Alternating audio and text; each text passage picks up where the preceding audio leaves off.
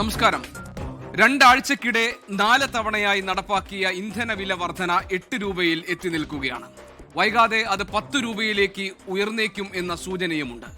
രാജ്യാന്തര വിപണിയിലെ crude oil വിലയെ ആശ്രയിച്ചാണ് വില നിയന്ത്രണം എന്ന് പറയാറുണ്ടെങ്കിലും അസംസ്കൃത എണ്ണവില താഴുമ്പോൾ അത് വിപണിയിൽ പ്രതിഫലിക്കുന്ന അനുഭവം നമുക്കുണ്ടായിട്ടില്ല. വില നിയന്ത്രണാധികാരം എണ്ണ കമ്പനികൾക്കാണെന്ന കേന്ദ്ര സർക്കാർ വാദം പൊളിഞ്ഞു പോകുന്നത് തിരഞ്ഞെടുപ്പ് കാലത്ത് കുറഞ്ഞിരിക്കുന്ന ഇന്ധനവില തിരഞ്ഞെടുപ്പ് കഴിയുമ്പോൾ കുത്തനെ ഉയരുന്ന പ്രതിഭാസത്തിന്റെ കാരണം പരിശോധിക്കുമ്പോഴാണ്. ഈ വില വർധനവ് ചരക്ക് നീക്കം, നിത്യോപയോഗ സാധനങ്ങളുടെ വില, യാത്രാ നിരക്കുകൾ, കാർഷിക മേഖല എന്നിവയെ സാരമായി ബാധിക്കുന്നതിലൂടെ കാലിച്ചായ മുതൽ ആകാശയാത്ര വരെ നീളുന്ന വിലക്കയറ്റത്തിനുള്ള ഇന്ധനമായി അത് മാറാൻ പോകുന്നു. ഇനി നമുക്ക് മുന്നിലെ ഏക പോംവഴി സംസ്ഥാന നികുതി കുറച്ച് ജനങ്ങൾക്ക് ആശ്വാസം നൽകുക എന്നതാണ്.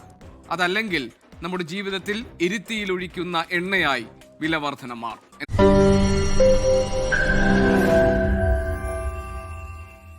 ലോകത്തെവിടെയായാലും ഏത് സമയത്തും 24 വാർത്തകളും ഓഗ്മെന്റഡ് റിയാലിറ്റി പാക്കേജുകളും എക്സ്പ്ലെയിനറുകളും വിശദമായി കാണാൻ ഞങ്ങളുടെ യൂട്യൂബ് ചാനൽ നിങ്ങൾക്ക് സബ്സ്ക്രൈബ് ചെയ്യാം.